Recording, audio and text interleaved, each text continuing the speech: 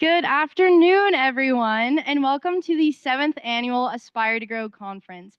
Please come in and take your seats. My name is Avery Conifat, and I'm a fourth-year agricultural science student.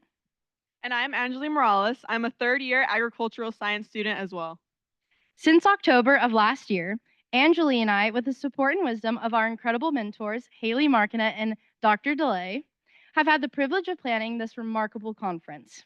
We would also like to extend our heartfelt gratitude to Jillian Klein and Sarah Herring from Nutrien for their unwavering dedication and flexibility in attending and planning our meetings when it meant carving out time from their busy work schedules. This goes without saying, but we are absolutely thrilled to welcome you all here today. Your presence brings incredible energy to this event, and we cannot wait to see what this conference will achieve. With that being said, it is a pleasure to finally meet our incredible speakers in person from a variety of backgrounds and experiences. We are beyond excited to have you here at the Justin and J. Lohr Center for Wine and Viticulture. To give you an overview of how today's event will proceed, Avery and I will serve as timekeepers for the Q&A sessions and will also help guide the discussion with questions we prepared for the moderators. Before we begin, I would like to take a moment to express our deepest gratitude to Nutrien, our highly regarded sponsor, for today's event. Their support has been crucial in making this conference a reality. We are honored to have several Nutrien representatives with us here today, including one on our panel. At this time, I would like to invite Jillian Klein and Sarah Herring to share a few words.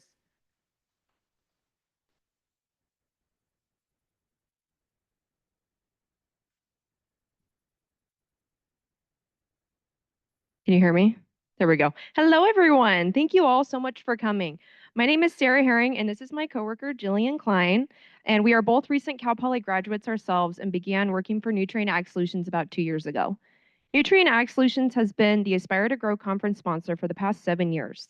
The conference allows students from all majors to come together and explore the variety of career opportunities within the food and agricultural sector, piquing interest in career pathways within the agricultural industry. The networking session, which follows the panel discussion, is a great way to network with companies in attendance today. Thank you, Sarah. Oftentimes, there's a stigma about what a career looks like in agriculture. For example, a veterinarian or a farmer are frequently the top careers that come to mind when you think of agriculture. However, the Aspire to Grow conference opens doors for knowledge and opportunity to discuss the many opportunities within the food, environmental, and agricultural industries. This helps shed light on the sheer diversity the agriculture industry and of the agriculture industry, and it helps with giving productivity to companies such as Nutrient Ag Solutions. Thank you so much for coming to Aspire to Grow today, and now I'm going to hand it off to our speakers.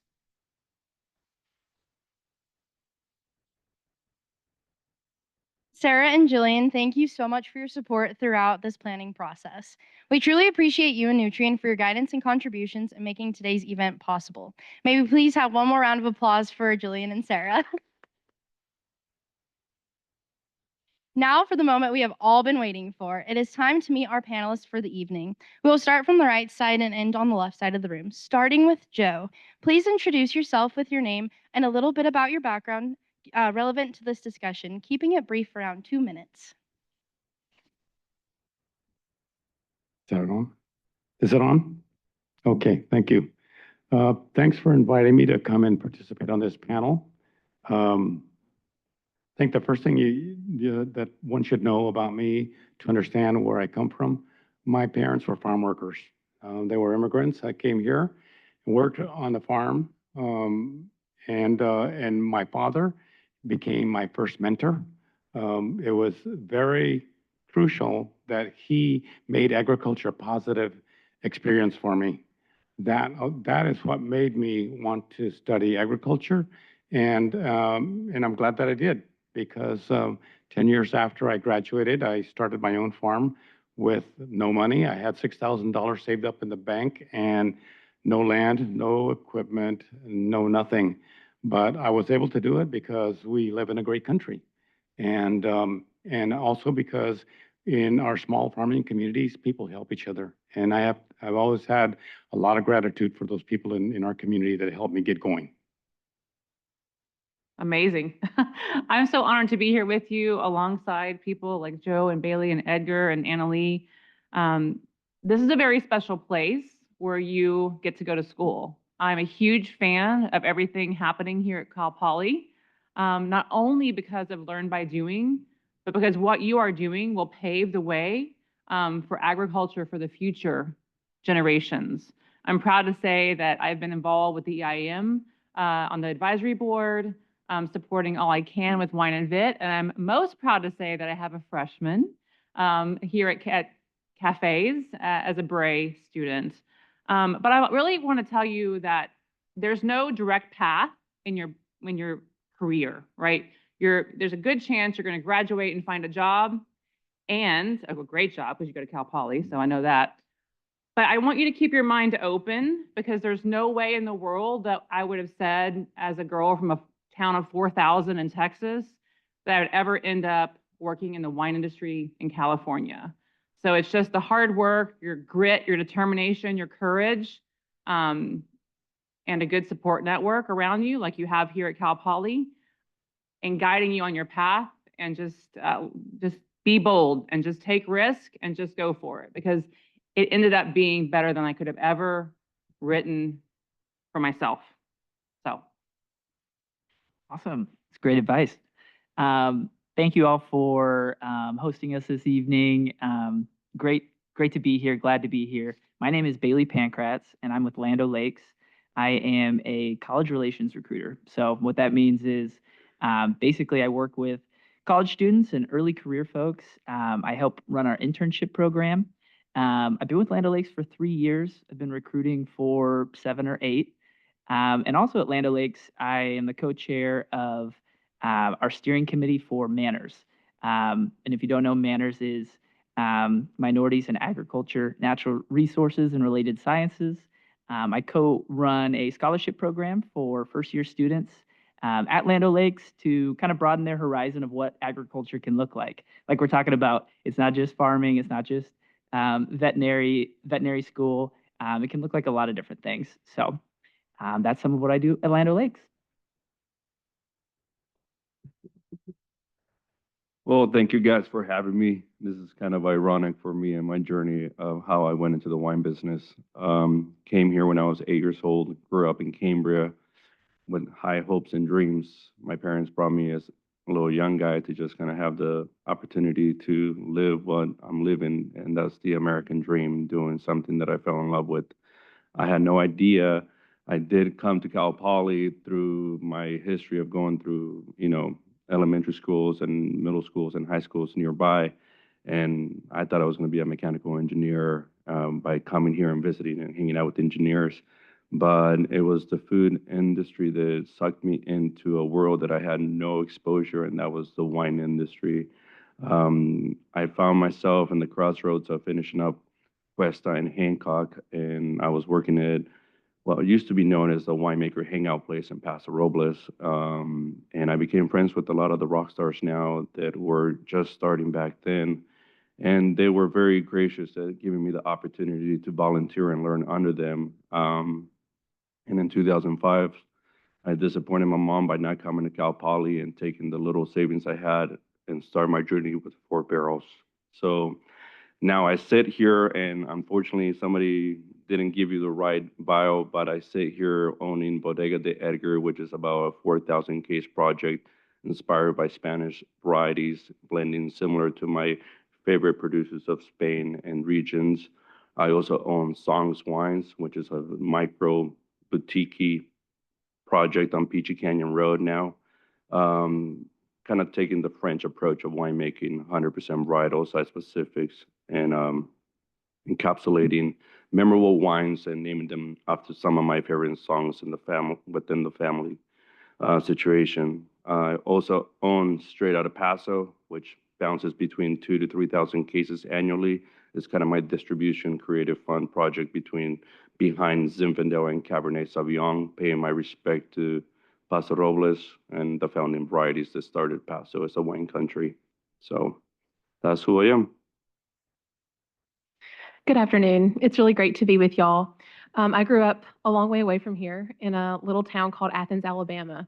and I grew up on my family's cotton, corn, soybean, and wheat farm. And one of the reasons I was so excited to be here today is because of the great diversity that exists, not only in agriculture, but here in the local area that y'all are living and going to school in. I was telling some of my fellow panelists earlier today, I kind of always geek out when I get to come to California because there's so many different fruits and vegetables that I've never seen growing before. And it's so cool to learn about the challenges that farmers have, in growing these crops. I recently moved to Colorado. I've worked for Nutrient Ag Solutions now for 6 years, and I recently took a new role and I moved to Colorado. I was at a Farm Bureau meeting a couple weeks ago, and we spent 2 hours talking about wolves, and then we spent about another hour talking about water. I grew up in Alabama where we get 70 something inches of rain a year. So it's been what I love about agriculture is the diversity of crops, but also the diversity of challenges that exist. So I'm really excited to talk about some of those challenges and some of the benefits to the diversity that exists in ag in our conversation today. So really happy to be here and get to spend time with y'all this afternoon. Thank you all for those introductions. It's inspiring to hear about your experiences, each of you. As we move through today's discussion, we have a set of questions that we will be directing towards specific panelists based on their expertise and experiences. With that in mind, let's get started. So, Joe, with your experience as owner of Del Bosque Farms and your work advocating for farmers affected by water policies, we would love to hear your perspective on this. Leadership is often described as the ability to inspire others, but true leadership can also require vulnerability and self-reflection. Share a pivotal moment when you had to question your own assumptions or beliefs as a leader and how that shaped the way you lead today. I was a farmer for a long time before I became an advocate. I really became an advocate in 2009 when we had a water crisis, and a group called the California Latino Water Coalition came together to raise awareness of the drought and the impacts to the Latino communities in the valley, in the Central Valley. They needed a farmer to speak with them, so there weren't too many Latino farmers. So I decided I would volunteer. And I'm not a speaker, but I was told to just go up there and tell your story, just tell the truth. So we started off doing press conferences in front of City Hall or in front of the steps of the Capitol, and eventually it led back to the farm. The media wanted to come out and do interviews, and then politicians, representatives, and so forth. They wanted to come out to the farm and learn more about it. And we got more and more people coming out to learn about agriculture from me. There was nobody else doing that. Most farmers didn't want to do this sort of thing, deal with the media. They distrusted the media. They didn't like politicians. And so I did it. I thought that I needed to do this for our communities. And having so many people come to the farm, it just dawned on me that, look, my farm is becoming an open window. And the public is coming out here, and important people are coming out here. And it's important that, my farm is a good farm. It's a responsible farm, okay? In many senses of the word, responsible with the way we farm, responsible with our people. And so it really was like, oh my gosh, I've got to be on top of my game here. And I've got to show, an example of what farms should be. And so we had to kick up our game, make sure that our farm was doing everything it could to be responsible, because even our farm workers, I allowed my farm workers to talk to the media. Most farmers won't do that, but I wanted them to talk to the media because they needed to have a voice. They needed to voice, what they are, who they are, show their faces to national TV so that people can understand where the food comes from, and that it takes people like farm workers to do that. And so I'm very proud of that our farm is open to anybody. We've had people there all the way, to presidents of the United States, and very proud that, our farm has been a place to be available to people that have responsibilities and decisions over what we do. Thank you for those insights. Now let's move on to our next question. Success is often celebrated, but failures can provide some of the greatest opportunities to learn. Maeve, with your extensive expertise, we'd love to start with you. What is a failure in your career that shaped you, and how did you turn it into a valuable learning experience? It's a long list. Okay, it's a very long list. So it's hard to pinpoint one of a million, but there will be failure, right? And before we get to that, some of the easiest lessons I've learned in my career are what not to do, because those are very clear and hard and fast and easy to learn, right? If you have a great mentor or great leader, and like you do here at Cal Poly, great professors, it's like watching a figure skater. It looks so easy. Like, of course I can do it just like that because it's just like gliding along, right?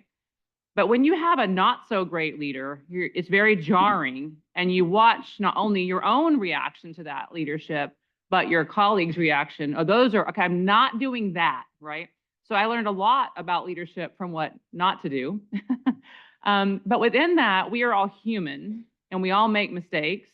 And yes, my list is long, but I think what I've learned from some of these different transitions in my career, from working in fine dining restaurants like Edgar, really giving of myself to people for the sake of it, which was a gift to me, like in that beautiful closed circuit loop that is hospitality, immediate, reaction. You can, it's very fun, it's very hard. But within that, growing from a college student, working in a fine dining restaurant, to a manager, to a general manager, to a new company where I was very autonomous with, I made all the decisions.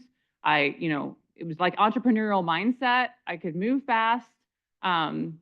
And we were succeeding, right? So when I went from that environment to the corporate office environment, where I was suddenly responsible for 70 restaurants in 28 states, suddenly I realized that I can't be as entrepreneurial here because I need to bring people along on the journey with me, right? If I had a project, I'm like, oh, I want to go here. I can see it. I know how to do it. I can implement that. I can build it. I can build a business case. Got it. Go, right? In my previous role, I would do that every day or every month, and I would just go do it and it'd go. In this new world, I had to learn and evolve. So in every part of your career, there are learnings, some of which are harder than others. It takes a lot of self-reflection and self-awareness. So in that, when I was trying to build a new program one time, I'm ready to go. But this was now suddenly corporate America. I had to bring him along on the journey, tell him my whole plan, get buy-in, like try to get, support and all those things. That was slow. I was just moving fast. And so I became very frustrated until I learned that this was a new system. And so I think that's just one example of, as you progress, you're going to have to unlearn certain things from the past, and you're going to have to relearn new things that will help make you successful in the future. Thank you. Bailey, we would also love to hear from you. Awesome. Well, like Maeve said, I have a long list of failures, too numerous to talk about all of them right now. But one thing that I've learned really in my career is I've had to change my mindset on how I view failure. So I think starting out my career, I had a pretty black and white view of success and failure from the perspective of the end result. And that's something that I've learned to change drastically. So I think I have more of what I would call a growth mindset with failure. Part of the success is not the result, but the learnings along the way. And so I'll give you an example. We have a pretty well-established intern program at Land O'Lakes that develops talent and is a really good pipeline for leadership at Land O'Lakes. But what we don't have is more on the technical side. We have a lot of manufacturing facilities, and one of our big needs is maintenance techs for those manufacturing facilities. So to get those maintenance techs, we have to alter our approach a little bit from four-year universities to technical schools. And so I was charged with starting a technical school recruiting program. And if you looked at that, the first 2 years of it, just at face value, it was a failure. Because when we went in there, I went into it with kind of the same approach that we go into four-year universities with. We want to engage talent, we want to source talent, like awesome students at Cal Poly, develop relationships with advisors. None of that actually worked when we went to the technical schools, because one thing I didn't know is that all those students were already accounted for. A lot of them already had full ride scholarships, were sponsored by companies, and were committed to companies before they ever started class. So going in and building those relationships with advisors didn't really work, because 80% to 100% of those students in some of those technical schools already had jobs lined up. They weren't interested in hearing about our opportunities at Land O'Lakes. So I had to use a growth mindset. I had to really evaluate, okay, this is a failure, but instead of sitting in that failure, I learned from it. I had to analyze it. I had to say, okay, what can we do now? So we established a program for operators in our plants that are interested in upskilling, to where now we will provide tuition reimbursement for them to go back to school and learn that maintenance tech skill through Land O'Lakes. So now they're sponsored by us, like a lot of other companies are doing. And then we've also, launched a program into high schools. So we'll go into high schools and look for seniors that are interested in working in hands-on environments like manufacturing facilities, and we'll sponsor them at that level. So that's kind of a long answer, but all that is to say, failure is it. It wasn't a failure in the end because I learned a lot, and we learned a lot as a company. And I think as you enter the workforce, you can't be afraid to fail. Companies that are high innovation companies have a high tolerance for risk. They know that you're going to fail. It's not about the end result. It's about what you learned along the way. How can you be analytical, see what went wrong, make adjustments? Something that Gen Z is great at is making adjustments. You all had to make a big adjustment during school during COVID. Adjust when something doesn't go the way that you want it to. You just have to adjust, and then be open to feedback. Sometimes we're a little bit blinded to our own deficiencies or areas where we could improve. Find a couple trusted people, partners, coworkers, fellow students that can really shed light into areas where you can improve, and take that feedback. All feedback is a gift. These are great points about resilience and leadership. Speaking of challenges, our next question looks at another aspect, creating opportunities for diverse individuals in agriculture. So mentorship and representation are key to fostering diversity and inclusion in agriculture. Edgar, with your experience as the first Hispanic winemaker in Paso Robles, what advice would you give to students from underrepresented backgrounds on finding mentors and building connections that will support their success in the industry? I think my approach into the wine industry is something that I should tell you all, that you should take an approach on what you think you want to be and do, and set that as your first goal. I worked my ass off. I shine pretty easily with the resilience and hard work ethic that my parents instilled in me, that all my friends were open to just, helping me. And I remember this late night on harvest of 2005, Sean, a good friend of mine who passed many years ago, was teaching me about wine and showing me wine from all over the world. And he just was at awe at how much I could pull my weight and do so much work. I mean, even my last job, I was very proud to tell the guy who replaced me that they were going to need 3 people. And sure enough, 2 months later, he calls me. He's like, "Hey, I hired 3 people." And I'm like, "I know." So focus on something, invest yourself into it, and just immerse into it. Because if you set a goal on where you want to go, you might find something along the way. And just building the work ethic and anything will be able to pivot at any given point when you find a new direction. Like I said earlier, I used to love breaking little cars and learning about cars, and I thought I was going to be a mechanical engineer because I can draw. I did all my graphic designing for all my labels to start with. It wasn't until the last 4 years that I was able to comfortably reinvest and tying up the packages that I created from day one. But I didn't know that I wanted to make wine. I just knew I came here to work my ass off and do better than my parents. And I had very obtainable goals that I achieved over 10 years ago. And now I'm just stacking on top of it. So find a path where you want to go, work your butt off, don't give up, and you'll find yourself down the road looking back at, all the failures that we went through and all the fun things about it. And for anybody from my culture or any other sort of culture, take that off your head, and just go and do as you want to, whatever you want to do. Because we live in the most beautiful country that you can live a dream within a generation. So Thank you. Building strong mentorship networks is just one piece of the puzzle. Equipping the next generation with the skills and resilience to navigate the industry is another, leading us to our next question. Anna, given your experience as a talent manager, we would love to hear your perspective on this question. Looking forward, what do you see as the most significant challenge facing the next generation of leaders? This is a really good question. So my answer may kind of stem into leaders today, but also I think leaders of the future. And I think one of the challenges I see and I hear a lot about leaders today kind of grappling with a little bit is people's view of work. So I think some of that people's views of work have changed some due to COVID. I think people's views of work also has changed generationally. So I know myself and probably some of you were raised by the baby boomer generation. And the baby boomer generation was a generation of workaholics.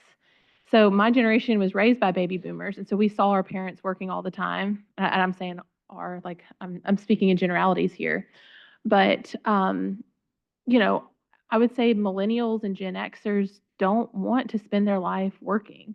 They want to be able to enjoy life, and that's creating some challenges for leaders today, especially working in agriculture. Those of you that are working with animals, well, you can't give quite the flexibility that someone maybe would have if they worked in an office job, for example, or if you work with plants. In agriculture, we work with living things.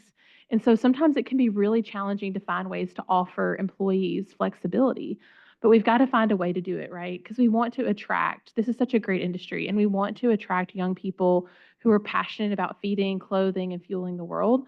But we've got to find ways to do it in a way that makes sense and can offer some, I guess, flexibility and opportunities for people to live their lives. And I see that talking to like a lot of our younger, especially like our branch managers. So like at Nutrient Ag Solutions, we have around 2,000 stores around the world where we work with local farmers. And so these local farmers don't work 9 to 5s, and neither do our people. But I do talk to managers a lot that are managing these stores, and they talk about, well, like, I want to be able to go to my kid's T-ball game. My dad never came to my games. I want to be able to go to my game, or my mom, whatever the case may be. And so I would say that's going to be a big challenge, is people have started thinking differently about how they spend their time at work and outside of work. And so I don't have the answers for that today. We can chat about it over the networking hour tonight. But I would say that's definitely going to be a challenge for the next generation, is figuring out, like, how do we still attract people to this industry, but give them some opportunities to still enjoy life and time with their family as well. Thank you for those insights on overcoming challenges.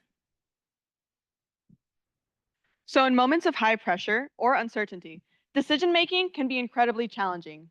Maeve, can you share a moment where you had to make a difficult decision and what you learned from this process? Every day. Difficult decisions are all day, every day. Before I get to that, there was a moment about 10 years ago. I was at a conference called Women of the Vine and Spirits, and it was a organization for women in the wine business. And I was on a panel like this with amazing people like these. And one of those women was named Marilisa Allegrini. And she was this incredibly elegant, like dressed head to toe in Chanel, like amazing, multi-generational winemaking family in Italy. I was just in awe, okay? And we were walking around after the panel, and there was this place where you could like write a note and clip it up on like with clothespins. And the topic was like, if you had no fear, what would you do? And people were like writing like, start my own business, tell my boss he's a jerk, like, all the things, right? And she asked me with her elegant Italian way, she said, tell me, what is this? What is this for? And I said, oh, well, you write down like what you would do if you weren't afraid. And she says, this is ridiculous. I said, yes. She goes, there's always going to be fear. You just have to push through it. And you have no idea how many times since then that I have faced fear and realized, okay, this is normal. I have to have the courage to push through. And so within that, there's a million examples of this. I made a big job change about 8 months ago, right? And there's 100 other examples of this, but this is the most poignant because it's in the wine business here in our area. And I had an opportunity to make a big change. And for me, I'm a very passionate person, and I had really spent a lot of emotional energy for the past previous 8 years building a wine brand in our area that sold. And I loved it. I loved the people. I loved everything about it. Did not really want to leave there. But for the first time in my life, there was a knock at the door that was a very values-aligned opportunity for me. And so as I talked to my husband about it, he said, would you just stop for a second and just tell me what you really want to do? And what I really wanted to do at that point was to make a move based on what was right for me from a values perspective, B Corp certified, regenerative organic farming, driving regenerative farming at scale, and using business as a force for good. And that's where I went. And once I had clarity on who I was and what I was doing, then there was no fear. There was only one answer. So I guess at the end of the day, summary is there's always going to be fear. You have to have courage. You have to have that good personal board of directors, like in this case, my husband, and 5 other people I called who were, very talented people in the industry who I admired and respected, got the feedback, did my own research, and then I took that step. It's like I was the Indiana Jones moment. Like, did y'all ever see that movie where he's on that precipice and like he has to get across this giant chasm, and suddenly he just takes the step and there's a bridge there? I would picture myself at night making that step, knowing that the bridge would be there. Because in the case, for some reason, it wasn't, and it was, I would build my own bridge. Absolutely. Thank you for sharing that experience, Maeve. It's a great reminder of how personal growth can shape leadership today. California's agricultural diversity is one of its greatest strengths, yet many small farmers and producers struggle to compete in the market. Joe, we would like to start with you. How can the agricultural community better support smaller operations and create pathways for them to thrive along large-scale agribusinesses? Well, there's no doubt that California is very diverse. And we grow so many crops here that aren't grown anywhere else. And they're crops that are in big demand all over the country, right? People want to eat healthy. They want fruits and vegetables. They want nuts. They want all these things that we grow here. So I believe there's a lot of opportunity here. I am very glad to see a lot of young people studying agriculture. When I studied agriculture in Fresno State, there were not very big classes, and during that time, when I was working on the farm, there were not very many college graduates working on farms. Usually, maybe it was the owner, and that was it. Today, there are so many students in the School of Agriculture in Fresno State. I will tell you one little detail that it really impresses me. When I was in the School of Agriculture at Fresno State, I was the only Latino in the School of Agriculture in Fresno State. Today, there are over 1,000 Latino students in Fresno State. What that tells me is that these young people who are probably children of farm workers, they're embracing agriculture, whereas my generation didn't. My generation shunned agriculture. So all these young people are going to come back to work on the farms. Maybe they're not going to pick the crops like their parents did, but they're going to come back and they're going to work in all sorts of professions, right? Managers, food safety, accountants, sales, on and on and on. There's a lot of different things that they're going to do.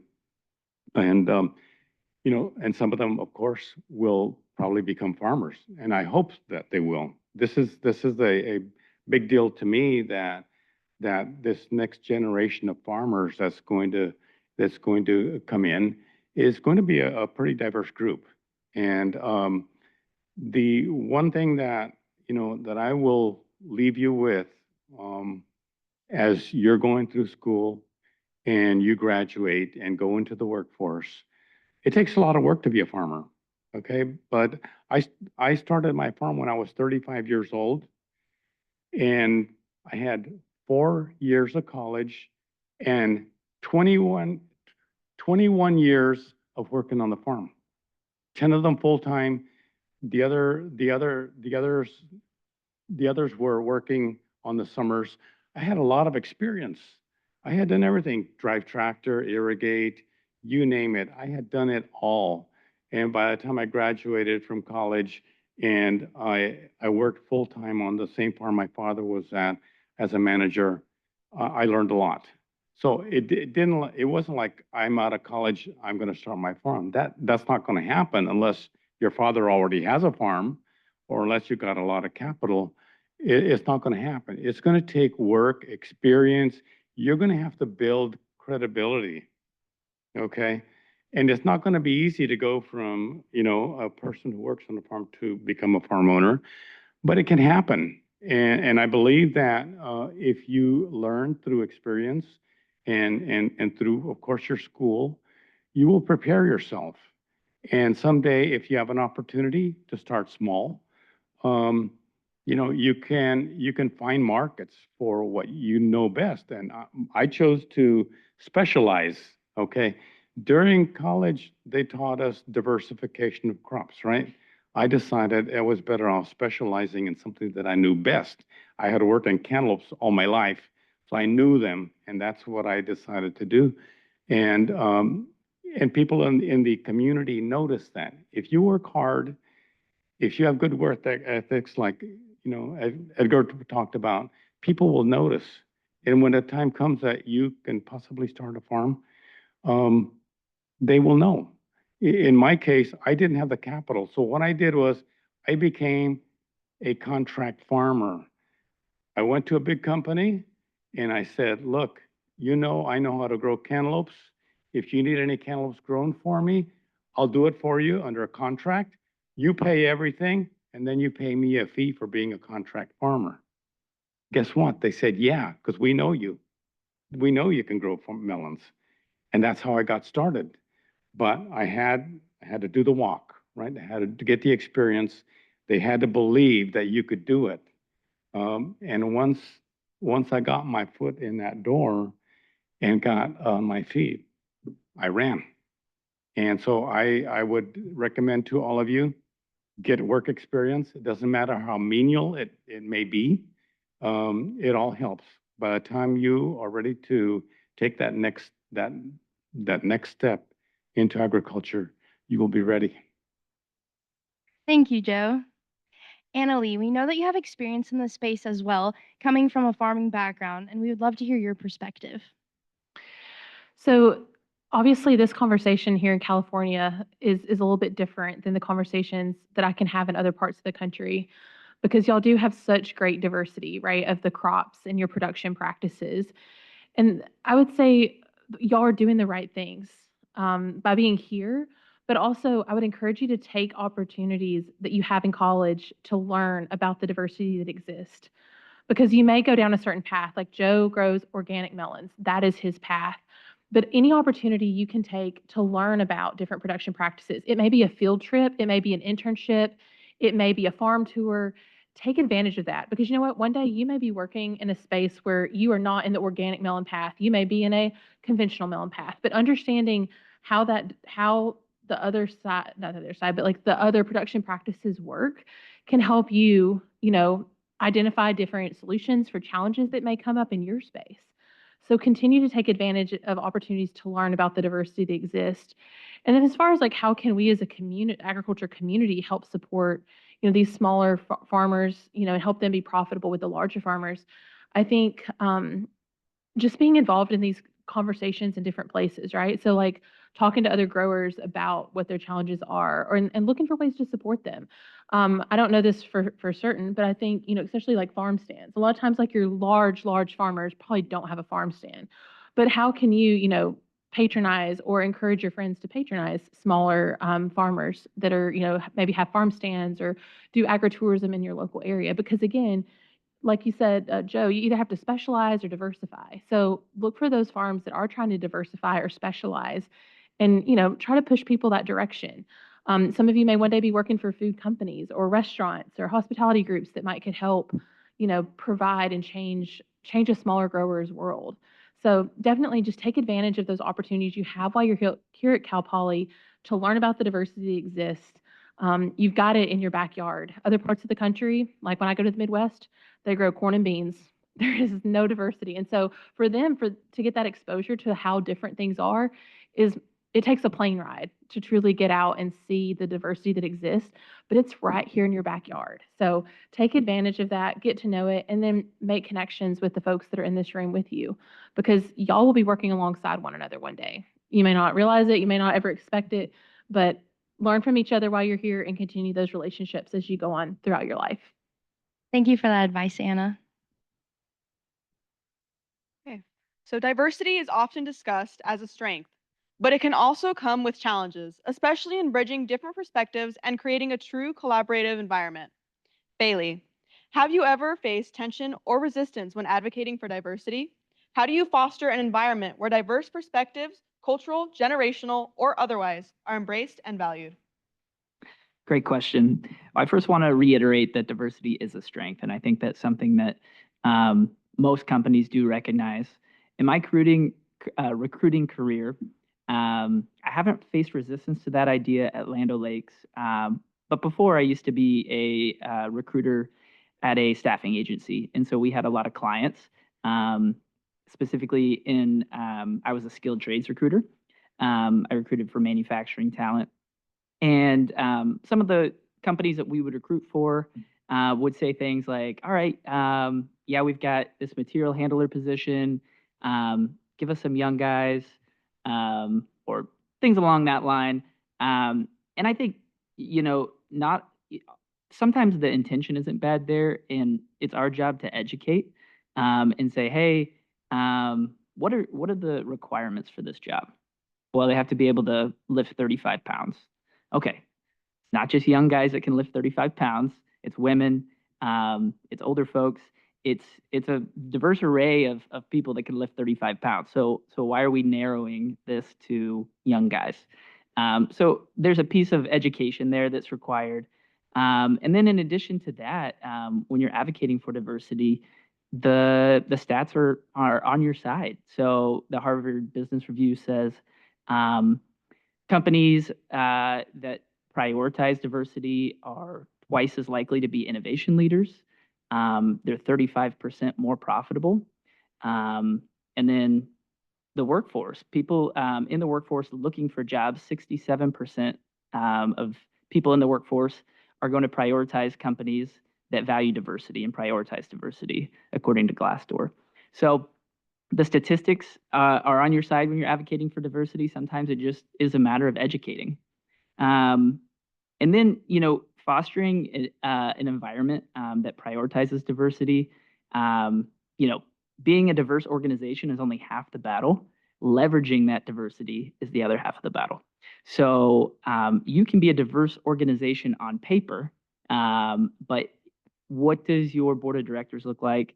What does your VPs look like?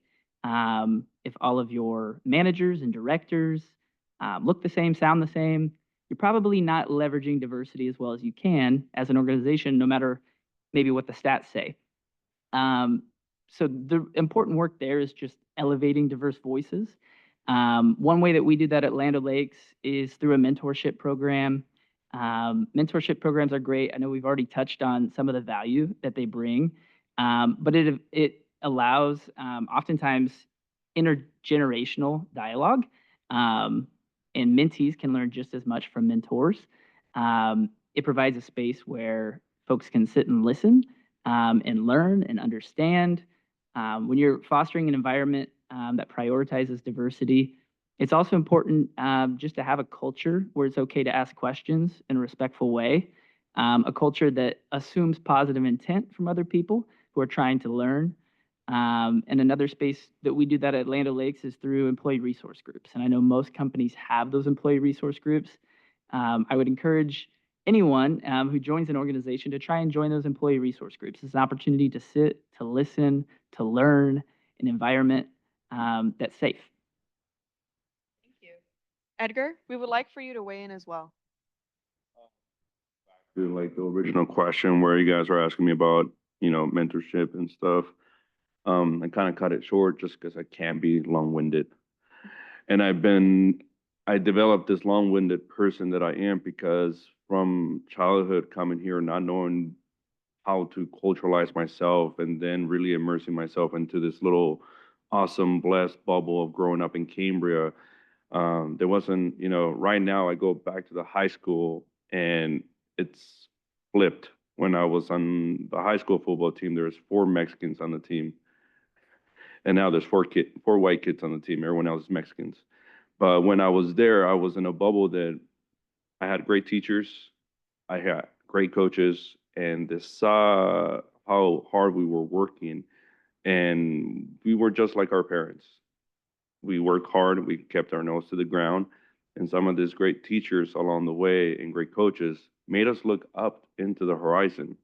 And that's why, for me, I was able to culturalize into the Anglo community that I grew up in Cambria and, culturally embrace a dynamic of food, music, and outdoor activities that otherwise I wouldn't have. But it was my teachers that were helping me see a different world than my mom and my dad were raising me to be part of. My football coach, I still talk to him. He just turned 80 years old last couple months ago.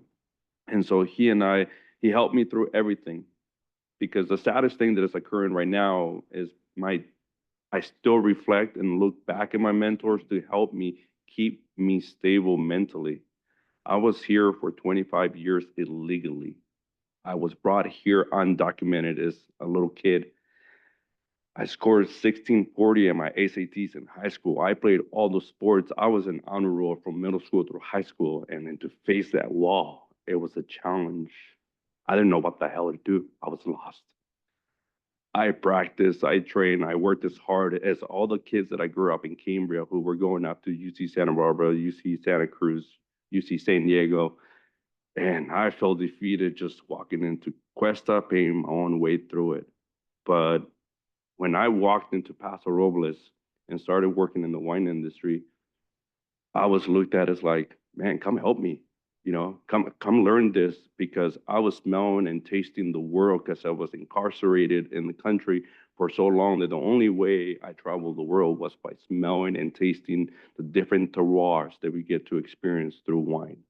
And so for me, the winemakers who, successfully have been the quality producer in Paso Robles to the big commercial producer in Paso Robles are friends. They're in my phone. I call them when I'm trying to troubleshoot things.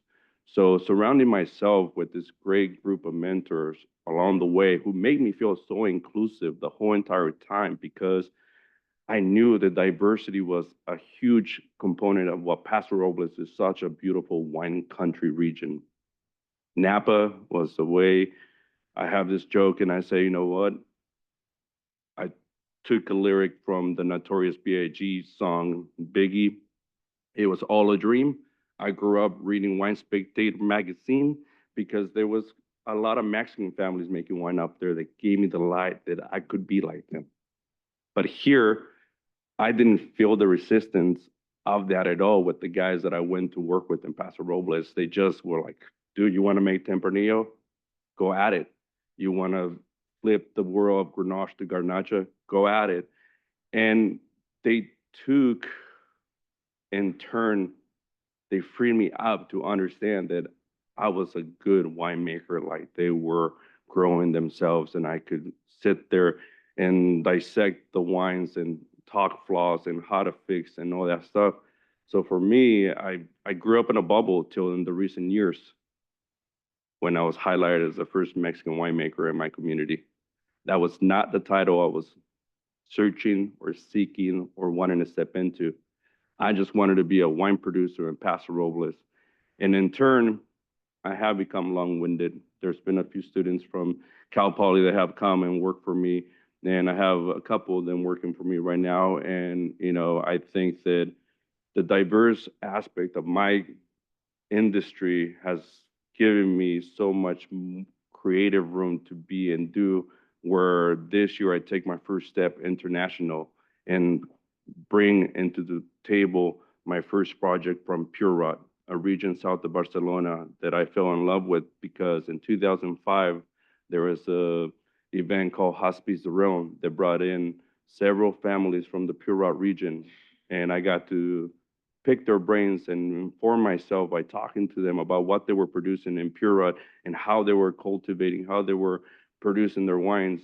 And it sounded, we were having conversations in Spanish, and it was the same philosophy, the same ideas as my colleagues on the west side of Paso Robles.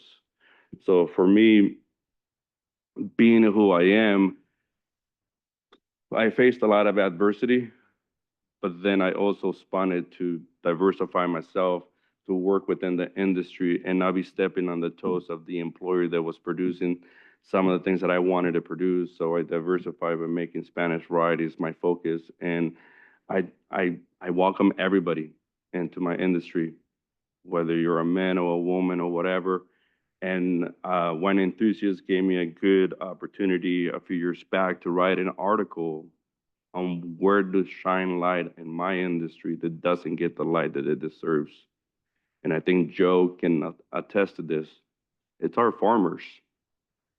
There's a lot of Mexicans back there harvesting grapes, helping us bring it in, helping us bottle it. And so we don't talk about them as much as they should, because I feel conflicted as a Mexican winemaker titled person in Paso Robles, because there's so many great Mexicans working under each winery prior to me coming into that picture. And so we need to shine the light on them, and at the same time for yourselves, always keep the light on yourself in the darkest of moments that you'll face in your life and in your careers. So Thank you. Those experiences are only a part of a step towards building a more diverse future in agriculture and are setting the platform for growth within the industry. As we wrap up, before opening up the floor to you guys to ask questions, we would like to pose one final question to all of our panelists. Looking back at your journey, what is one piece of advice you would give to those in the earlier stages of their career, and how do you see that advice evolving as you progress further on your own path? So, anyone who would like to answer that first? I can go ahead and speak to that. On the way over here, I was talking to a young woman, a Cal Poly graduate 2002, who works with me now at O'Neill. She's one of many Cal Poly grads that I have there. And I really use her as the example of how to step into this next chapter and how to get the most out of it for you guys. And there's something about the Cal Poly students. I speak at other universities throughout the year. You guys, your eyes are up. The lights are on. You're paying attention. You have not only intellectual intelligence, but you have emotional intelligence. And the way you show up in a room is different than other students. I'm just telling y'all, okay? So when Helena's in a room, her eyes are up. She's focused. She has the emotional intelligence and self-awareness that you all do to pick up on everything happening in a room. So whether she's at the table with myself and the CEO or with someone in our tasting room, she's always learning, because there's something for you to learn from everyone in your organization, not just the CEO, but everyone else too. Someone who's been there for 30 years and someone who's been there for 5 minutes, all has something to teach you. And so don't wait for I've got a mentor, I'm going to ask them 100 questions. That's good. But what's better is constantly learning every day with your curiosity of mind, your self-awareness, your emotional intelligence, picking up on every social cue, right?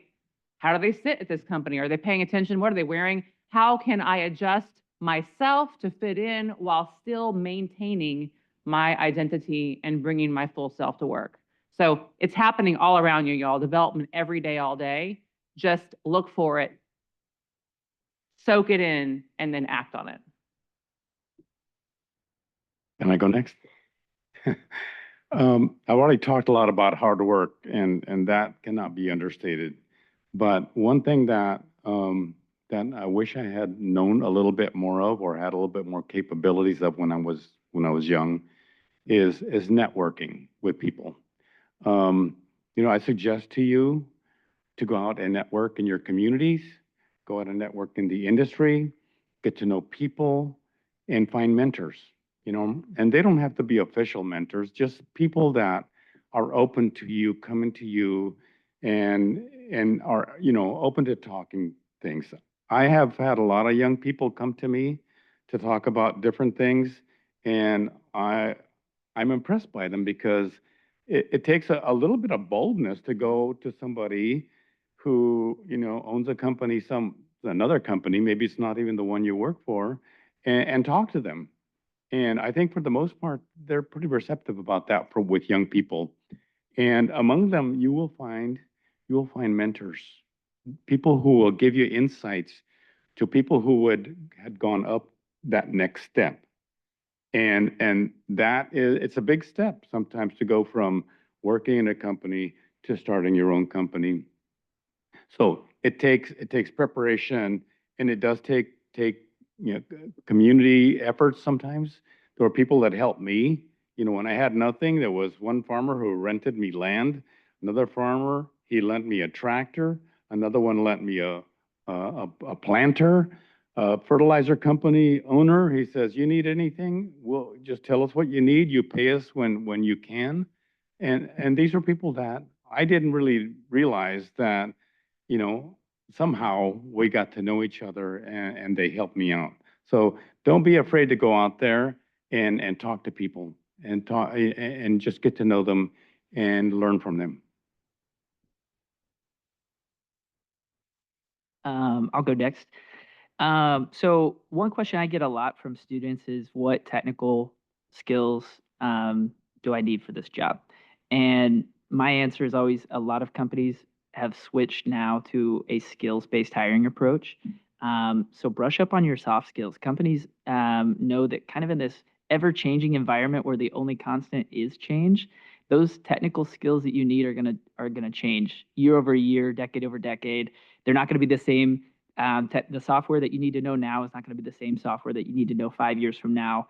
And the ways that companies have responded to that is by looking for students that possess those soft skills of problem solving, students that are curious, willing to learn, willing to research themselves, make decisions based on data, and also just network. So Joe had a great point about networking. Getting a mentor is super important. Another thing that's super important is finding a professional advocate, someone a couple steps above you in their career that's sitting at tables that you're not invited to yet, that can bring up your name when opportunities arise. So there will be times throughout your career when there are opportunities for promotion, for advancement, or just even development, and having those advocates a couple steps ahead of you that can, yes, mentor you, but also advocate for you is going to be really, really pivotal. Thank you, guys. Edgar, what is one piece of advice you'd like to leave with the students? I think I'll build on the network component of it. I think, it is very true. Um, I'm as strong as my network has been, not just from the production and social environment of Paso Robles, to be respected now for 20 years of being in the industry, but also the network that I built around the country, and now to have that international component of being able to, to expand and grow. But I think that the biggest thing I'm gonna tell you guys too is that I was stubborn, I was prideful on growing up, trying to do it by myself. And I, having the circumstance I went through, I was very close-minded on how to build this business by myself. And I didn't feel like I never took a handout, so I never felt receptive to just even a word of advice at times when I was trying to problem solve my own self. Because as I gone to the last 10 years of my career when I achieved my goals 10 years ago, it started to become easier networking. And as we in the community of the wine industry trust us, Paso Robles is very small. So if there's a great candidate shining somewhere and somebody needs help, we kind of pull from that. I was very close-minded about your internship program here in the Cal Poly viticultural department that you guys have. So my associate and my assistant winemaker are in charge of pulling a couple interns now. More so than anything, I'm in a place to be able to turn around and become a mentor for you guys if you want to come and work harvest with us. Because it is my responsibility as an owner and a winemaker to educate you through how to make really good wine to make you stand out. Because I think that was the biggest thing is I had the great mentors that I had that helped me make really, really good wine. And that's why I have stood out in my community. So get out there, pick brains, be open and be receptive to advice and help along the way. Thank you, Anna. So my piece of advice, this is something looking back on my college days, wished I would have learned earlier, is don't be so focused on what you think you want to do that you do not consider other opportunities. So I started out going to college as a poultry science major at Auburn University. And in my mind, I thought I wanted to teach the world about chickens. And so I enrolled in poultry science, and the science part didn't go so well. But I continued to stay involved. I changed my major to ag communications, and because I kind of realized like I wasn't going to be equipped to do what I wanted to do. But every year there's this big convention in Atlanta. They call it the Poultry Show. It's the International Production and Processing Expo, and I would go every year and interview with 5 to 10 companies, usually the same companies every year. And I would go to the interview and they would say, well, we can give you an internship in a processing plant or in live production. And I would say, no, like I really want to do communications. And they would say, well, we don't really have anything in that, line of work. And so the next year, like the cycle would continue. Looking back, I really wished that, especially in my freshman, sophomore years, I would have took one of those internship opportunities in the chicken business and worked in a plant. It's not what I wanted to do the rest of my life, but I later found myself working in the poultry industry, answering questions from reporters and from, people that just generally had questions about what it was like to work in the chicken business. Like there was an article that came out and was really popular for a couple months there about how chicken companies didn't allow their workers to go to the bathroom during their shift. But it would have been really cool and really helpful if I would have had that experience working on a processing line so I could have genuinely spoke to that. And so I would just say, like, don't be so focused. It's okay to know what you want to do, but don't be so rigid in what you want to do that you're not willing to consider other things. So, how this is kind of translated into my career today, like, I really wanted to do communications work, and I've done that. But a few years ago, and actually when I came to Nutrien, I considered kind of a different line of work. I ended up kind of in the HR space, which now today working in the office, Nutrien's office in Colorado, people come to my desk and they're like, "Oh, you work in HR? I have a question." And I'm like, "No, no, no, don't answer me. Don't ask me any questions. I'm an imposter. I don't know anything about HR." But what I was able to do is I was able to use my communication skills. So when I went to that interview for a recruiter trainer role, I told the man interviewing me, I said, look, I've never done recruiting, I've never done training, but I'm a good communicator. I know how to work with people. I understand agriculture, and I think I can use those skills to help us find and train good people. So I have now today find myself in HR, and I never thought I would be working in HR, but I'm still working in ag, which is what I want to do.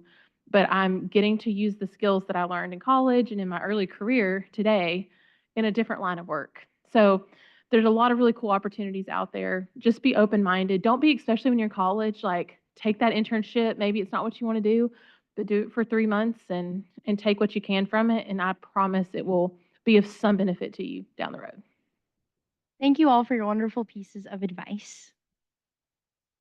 To add on to that, thank you all for your insightful responses once again. This has been such a valuable conversation, and I'm sure our audience has some questions of their own. We would now like to open the floor for our Q&A section. We ask that you please line up at the left side of the stage with Haley near the entrance. or to the right side with Avery. Don't be shy.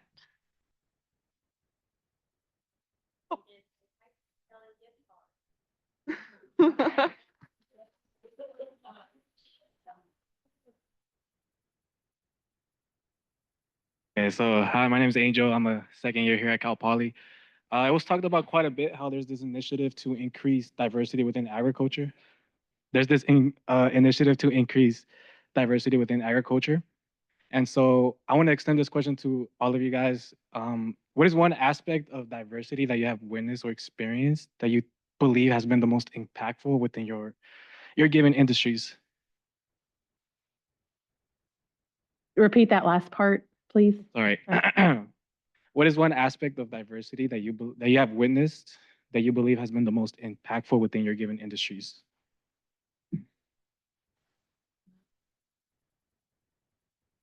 Question, Angel.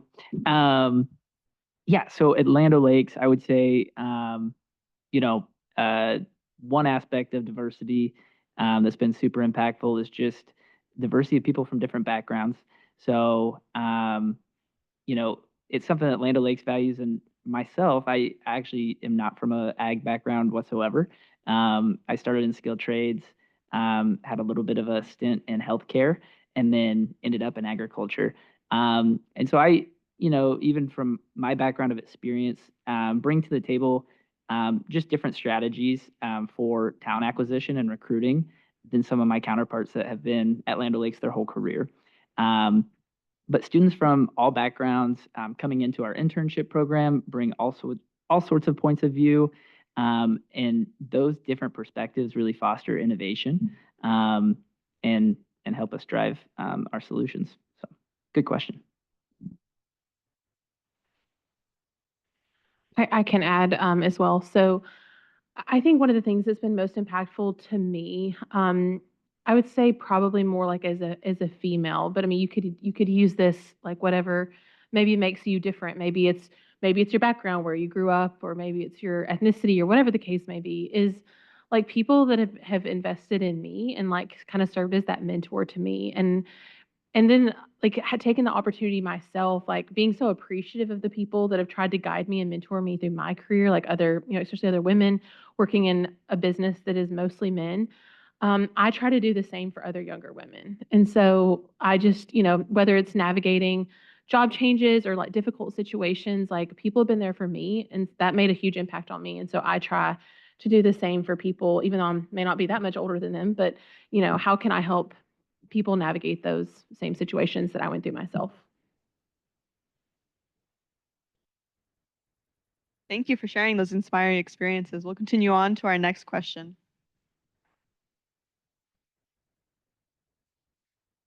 Hi, my name is Alex. I'm a second year Bray student.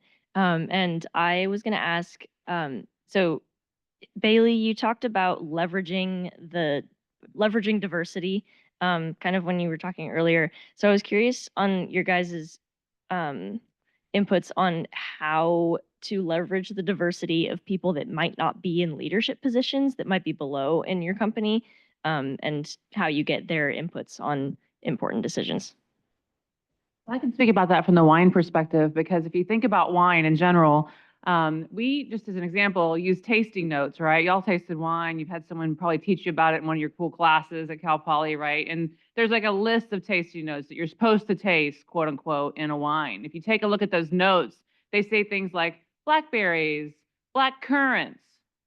What's a black currant, right? Like, y'all are in ag. How many of y'all have ever had a black currant? Well, that's a thing they have in England, right? And in Europe, right?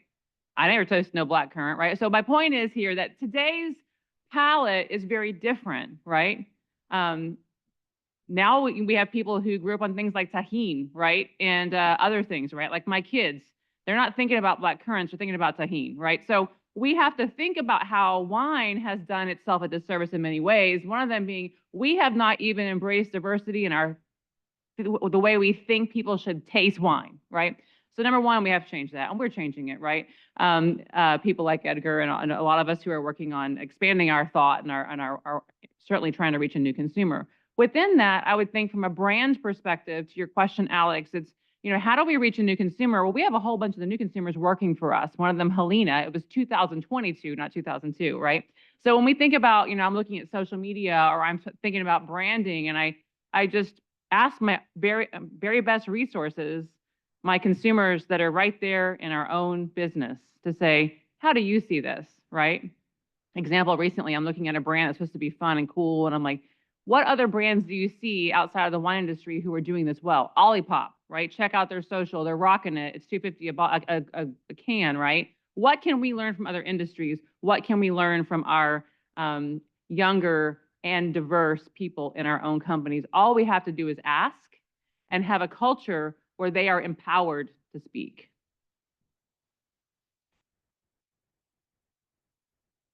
I think Maeve, it's funny you talk about Tahin, right?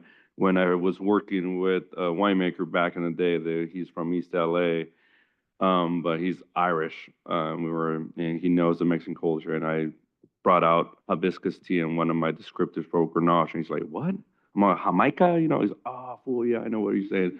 And so, but the funnest thing about diversity and inclusion into our businesses, I think, is giving value to who's behind us, who's working with us. I will start breaking ground on my forever home in a couple months, and I've been sitting down with the front of the house and, always asking them, like, I'm making these decisions, but I'm also going to be leaning on you for the support to get me there. So, my wine club manager and I have had meetings of like, she's going to have to drive a little bit further than she is right now conveniently. Is she up for that, right? And I'm doing the same thing with my associate and assistant winemaker. Is like, okay, guys, we're going to be probably splitting time and so on. So I try to be inclusive with everybody's opinions. And I went from so many years being somewhat of that stupid mindset of an artist behind the wine, and it's just me. I don't care about anybody else, what they're, because it's my baby and everything, to where now we're very inclusive of like barrel tasting together, putting blends together, and it's just not the winemaking team. It is the front of the house, being able to be immersed into the program to have everybody throw their tasting notes, their ideas, and having everybody be so intimate with the project that makes it so easy to talk about it in the front of the house, hospitality, winemaking dinners or events out on the road. So for me, I've just been looking at who is creative and who is willing to put the work and who is willing to invest into their own journey, because if they're investing into their own journey while walking the path that I'm walking, then that's valuable for us.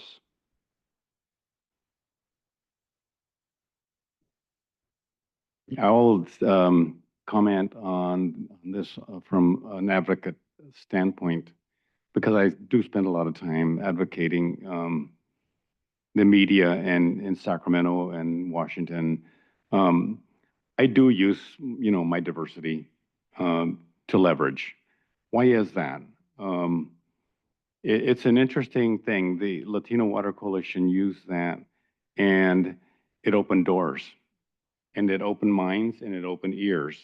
Okay, if somebody comes to Sacramento and they say, we're from the Latino farm worker community, it's like, wow, they never come to speak to us. Let's hear what they have to say. But diversity doesn't just mean you're Latino or you're Indian or you're Japanese or anything. Diversity also means age, young people, okay? So when we look for spokespersons in agriculture, okay, we do look for minorities, we look for young people, and also for women. Women is another diversity that's lacking in agriculture. And it's interesting that, when you have a spokesperson that's a woman, it like opens up like, wow, what this is different. We didn't know women spoke in agriculture, but it's something that's needed. And if you work, for instance, if you're like in ag communications or you work with government officials, there is some leverage in coming to them and not coming to them with a stereotype that they're expecting. So if you come as a woman, that they're not expecting that, right? Not from ag. and they're not expecting a young person, they're expecting an old person. And so, yes, definitely, diversity can, in that world, is something that can be leveraged. If I could just add to that, in my time, I was always the only, always the only. And I didn't really even notice it at first. It was just what it always was until somebody pointed it out to me. And then I didn't use it as like, oh my gosh, I'm the only. I just knew I had to work harder, I had to learn more, and I had to be better than all the others. And through the work ethic, which you've heard every single person up here talk about today, I stood out, like you're saying. People noticed you, they trusted you, right? So within that, I never let being the only or my diversity hold me back. I saw it as a strength because not only was I, challenging myself to do well for myself, but I knew that I was representing a whole lot of other younger women under me, right? Who I had to prove it out to those people that we can do this and we are doing this, right? I was also the first generation that was told you can do it all. You can have a family, you can have a big job. And so I had to prove out that too, right? So within that, it can be used as a definitely a pro, because when you're the only or you're one of a few and you stand out, it's much more apparent. That was a great question. And thank you for your responses as well. I do want to remind our attendees that we still do have Avery to the right side of the stage with one more High Street Deli gift card. So not sure if any of you would like to snag that, but we'll continue on with our next question. Can you guys hear me? Yeah, okay. Hi, my name is Luke. I'm a fourth year environmental management and protection student, and I'm going to be graduating this upcoming spring. And I feel like many of other upcoming graduates deciding what your next direction in life is supposed to be. My question is for Bailey, but also to open up to the panel. You mentioned employee resource groups, and it's actually the first time I've heard about it. Can you expand upon that? And then also like other spaces where students or interns or people that are deciding what to do, like where they're able to make those connections? Yeah. Yeah, great question. So employee resource groups are something that are not uncommon now in a lot of bigger companies. A lot of Fortune 500s have employee resource groups, and what they are is just different groups where people can come and share commonalities. You don't necessarily have to. I am not Latino, but I am part of LOL Amigos, which is Lando Lakes Amigos. It's our Hispanic employee resource group. And so it's an opportunity for me to sit back and listen, hear some different perspectives, different concerns, celebrate different wins with people. So we have a lot. Some of them are based off of ethnicity. Like we have an African ancestry one. Some of them are more so based off of. We have one for young professionals. We have one for folks that are considering retirement. We have one for parents and caregivers, for anyone balancing kind of a full-time job and also caregiving at home. Yeah, we have, so it's just a really broad array of different groups. And it's also an opportunity to stretch your leadership muscles. So it's an opportunity to try and take some leadership positions. Whereas you might be an individual contributor, meaning you might not be a manager yet in your career. But if you can join one of those employee resource groups and apply to be on the board, that's a board position that you can now put on an application. When you do go for a management position, you can say, well, I have actually already managed folks in my employee resource group. So it is a really cool opportunity for development, but it's also a really good opportunity just to find like-minded people or even people from different backgrounds and sit back and listen. Thank you.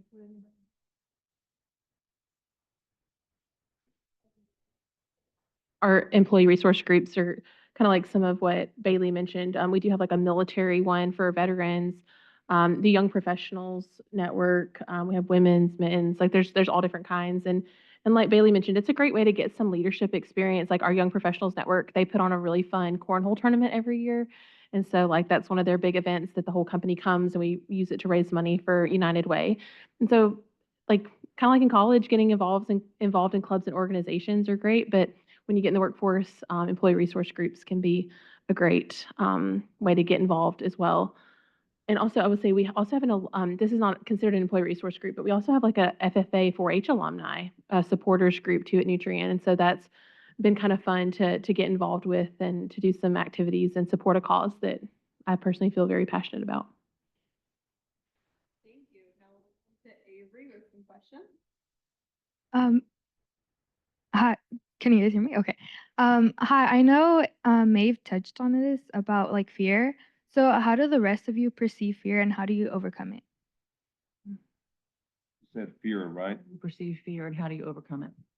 Well, I'll jump on this one because luckily when I did the first 4 barrels, I had no fear and I was 25 years old. So I'm like, whatever, if I throw this to waste, it is what it is. But luckily it worked out. There has been fear in the big steps of developing the business that I have. And,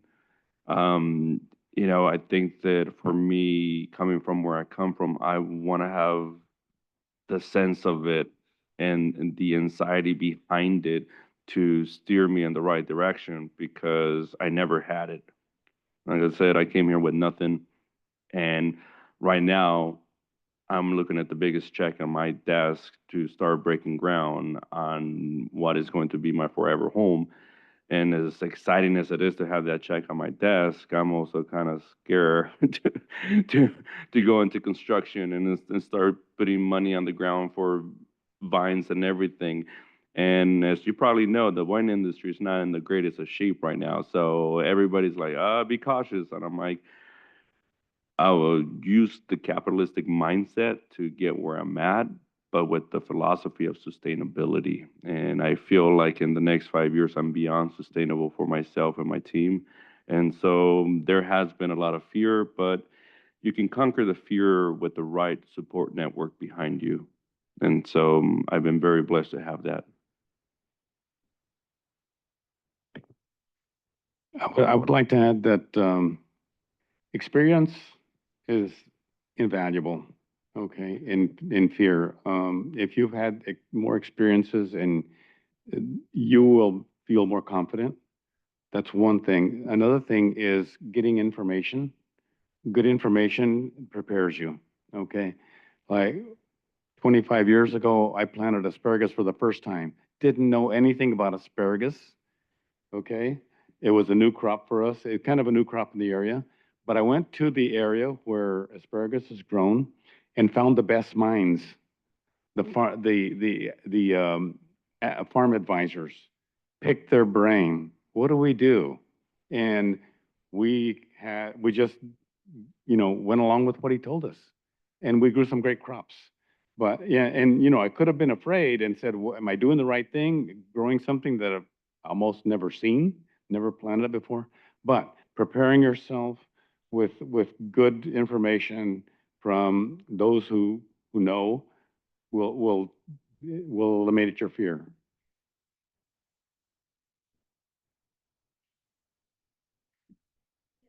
One question that came in from Zoom. We do have a number of guests joining us on Zoom, so I'll read that question now. Are there any other networking platforms similar to LinkedIn that can help us expand our job network?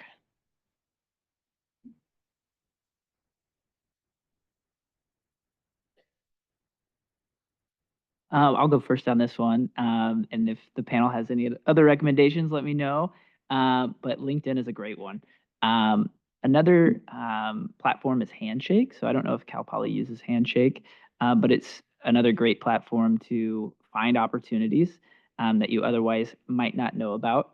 But while we're on the subject of LinkedIn, it's one of the cool features is you can see connections. You can see how many alumni from your school work at any company that you search. So,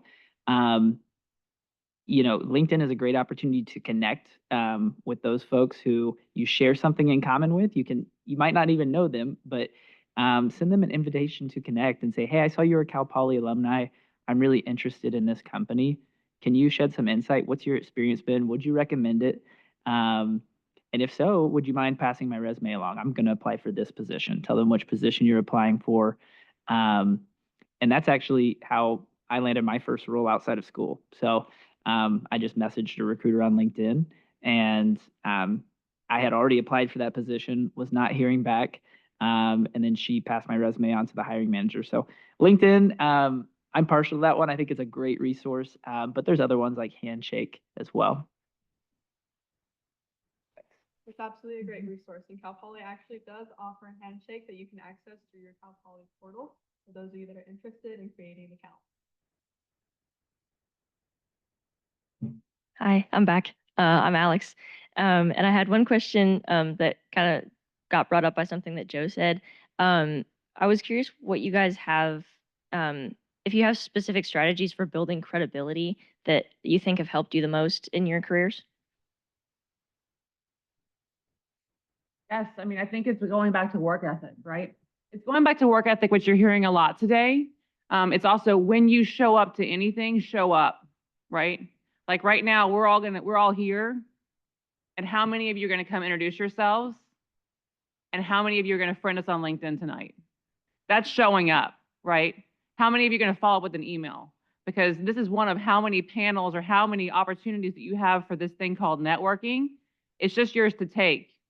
You'll have to go out and take it. Whatever that is, go and take it. And so every time, I'm not going to forget you, Alex, second year Bray, right?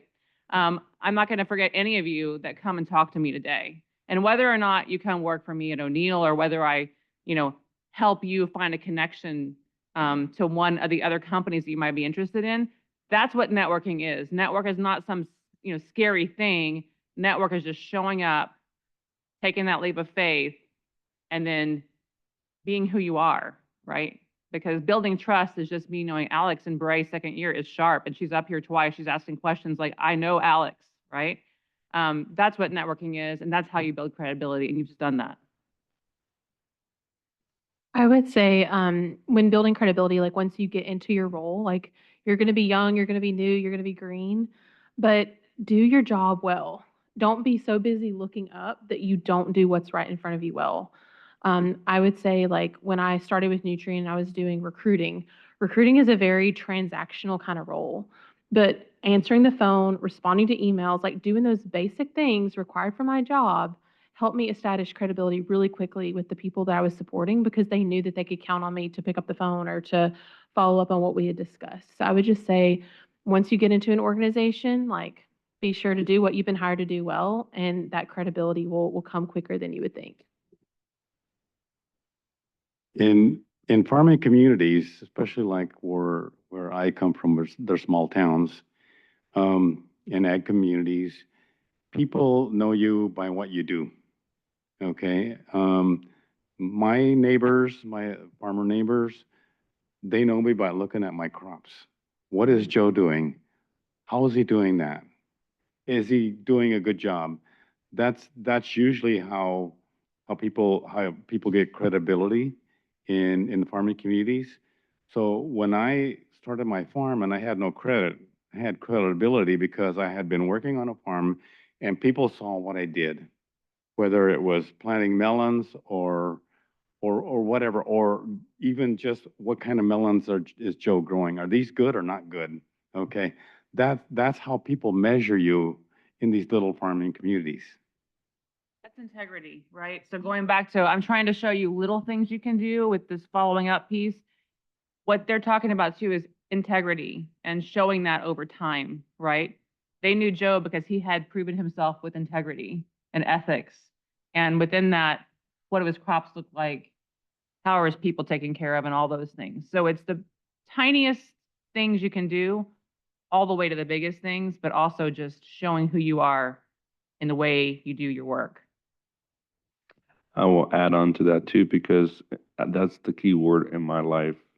I do everything with a high integrity, and I carry a high reputation in my town for being a self-made inspirational story. And it's taken me years to embrace that I did that, where my true focus was on just making some really awesome wines to stand against my colleagues that taught me from day one. So I hold myself to a high integrity to the point where there's been some awkward moments when I do get into somebody's face for questioning the integrity of what I'm doing. And I think the reputation and what you focus on doing passionately shines and speaks for itself. Where you can go on my website, we don't really talk about my scores, and that's kind of the thing where for me is I make the best that I can every year, no matter what, with my own philosophy. There's a lot of great wines being made out there, but my natural approach is to make it stand on its own because I'm not going to be there when you pop that open and you smell it and you taste it. It'll leave an impression, and that's my goal always. Thank you, everybody. On behalf of everyone here today, we would like to extend our heartfelt gratitude to each and every one of you. A special thank you goes to our incredible panelists for sharing their time, knowledge, and insights with us. Your contributions have been truly invaluable. Now, to kick off the networking portion as a token of our appreciation, we have some exciting prizes to give.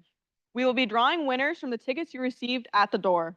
If your number is called, please collect your prize from Marnie, who is in the back of the room. Marnie, if you would please raise your hand. Thank you. So now we will kick off with our first drawing of the evening. Oh, wait, that wasn't done. We're going to do another one. We have a